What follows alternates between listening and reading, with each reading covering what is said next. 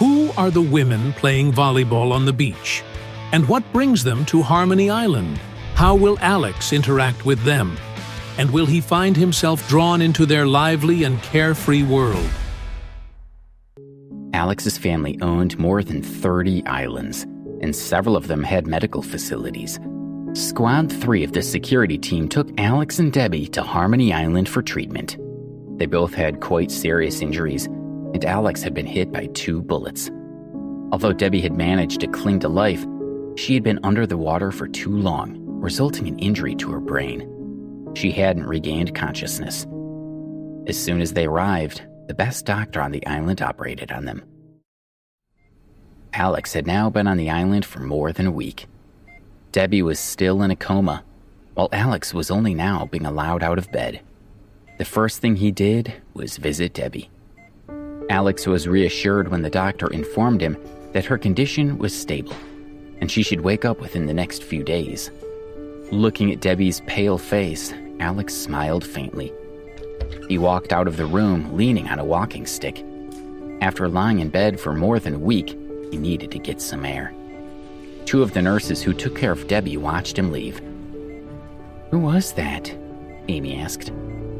"Oh, Leah, I told you we should take turns sitting with Debbie.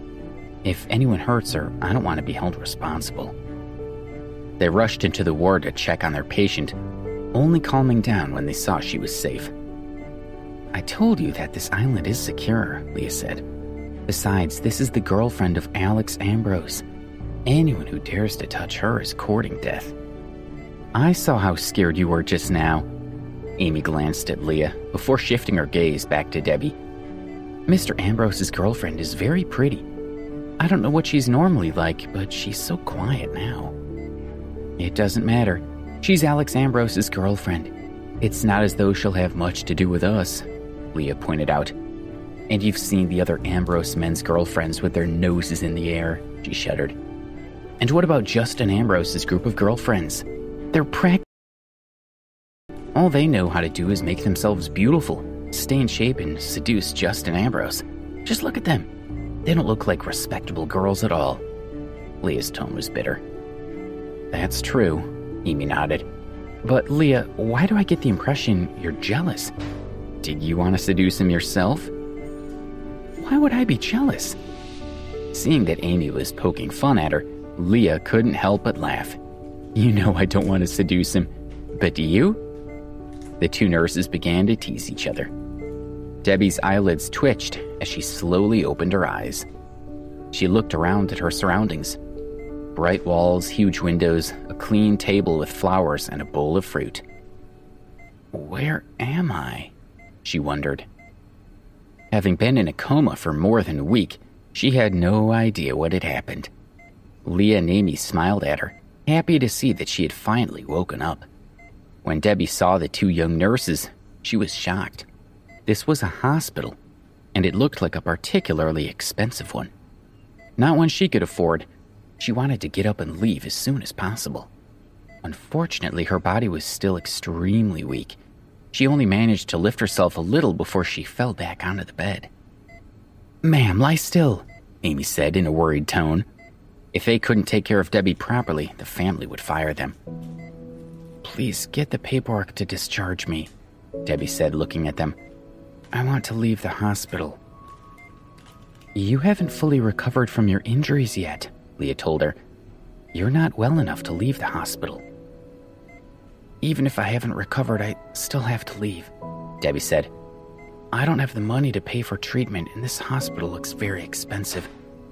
I've been here for a few days, so the bill must already be really high.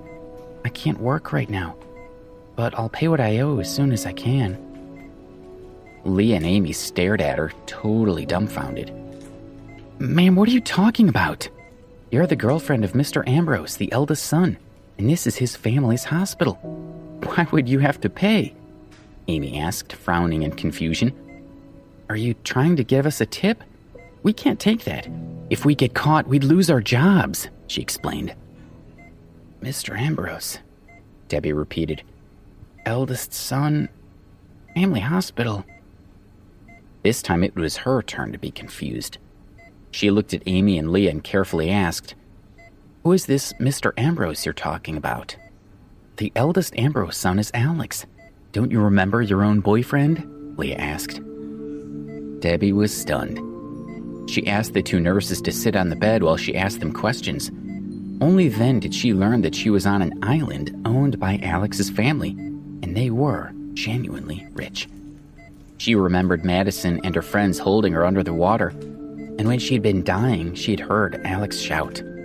She realized Alex must have saved her, and she felt a burst of warmth in her heart. Ma'am, may I ask who your family is? Leah asked while Amy watched with interest. You can just call me Debbie, she smiled. I'm not anyone important. I'm just an ordinary girl from nowhere special. Amy and Leah were surprised. Most of the other Ambrose men brought home girlfriends who were famous models. After chatting with Debbie for a while, Leah and Amy realized that she didn't put on any airs at all. She spoke to them like equals, and they liked her. They got Debbie settled and left her to rest. If Alex Ambrose likes a girl like Debbie, then do you think we have a chance? Leah asked, secretly delighted. I think so, Amy answered. One look at Debbie and I know that Alex must be a very easygoing person, and I really want to meet him. But we only know his name and nothing else. We wouldn't know him if we saw him. As they were talking, they passed by Alex, who was wandering around the island with his walking stick. Who says I wouldn't recognize him? He wouldn't be able to hide his status. Leah lowered her voice a little and gestured at Alex. For instance, I know it can't possibly be that You're right, Amy agreed. Then they walked off, full of longing for the eldest Ambrose son. Alex was strolling around the island, leaning on his walking stick. He had been to this island when he was young, and now he was rediscovering the place. Mr. Ambrose! A middle-aged man spotted him and hurried over. When he reached him, he slightly bowed his head and said, I'm glad to see you up and about. I see your injuries are healing, and you look well. Seeing George Ambrose made Alex happy. George was from another, more distant branch of the Ambrose family. Unlike Alex, George was only responsible for some of the less important parts of the family business. The family had existed for hundreds, even thousands of years. There were many branches scattered over different areas. Even among commoners, there were many descendants of the Ambrose family. I'm still recuperating, Alex said, so I'll have to trouble you to take care of me a bit longer. Alex was very grateful to George. During the days he'd been on the island, George had taken really good care of him. Mr. Ambrose, it's no trouble at all, George assured him. The entire island belongs to the family, and I only did my duty. I'm happy to be of assistance. George lowered his head. Alex could only smile sadly. Ever since Alex was young, George had been nothing but polite and formal with him. Mr. Ambrose, your family has sent some news. I'll find you later to bring you up to date.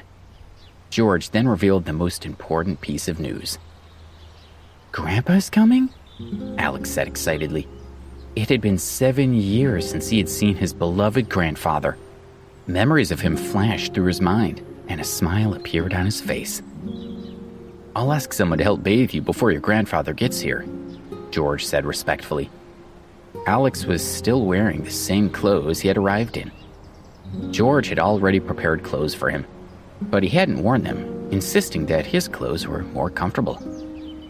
No need, Alex assured him with a smile. I'm fine like this. My grandfather knows what I'm like, and he won't mind. But, Mr. Ambrose, you're still... George wanted to persuade Alex to change, but it was too late. Alex was already leaving. Don't worry, George, Alex called. I'm just going to walk around some more. Once Grandpa arrives, I'll go and see him. They were both members of the Ambrose family, but Alex lived a carefree life. But in the future, perhaps his descendants would one day become commoners. George clenched his fists in frustration. Alex casually walked along the small path. The surrounding flowers bloomed with a rich purple and red color, and the lush green forest was beautiful. His mood lightened as he walked around, taking deep breaths of fresh air and letting it cleanse him inside. Over here, someone called. Pass it to me, came another voice.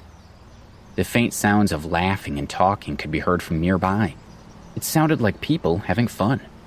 Alex followed the noise, walked past a few rows of coconut trees, and found himself standing on the beach.